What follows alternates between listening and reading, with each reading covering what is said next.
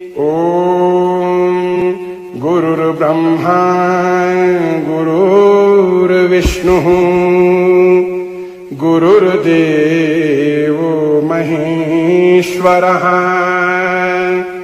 गुरुर्साक्षात् परः ब्रह्म तस्मै श्री गुरवे नमः। ध्यानमूलं गुरोर्मूर्ति पूजामूलं गुरोर्पदम् मन्त्रमूलं गुरोर्वाक्यम् मोक्षमूलं गुरुकृपा। शिवो गुरुः शिवो देवः शिवो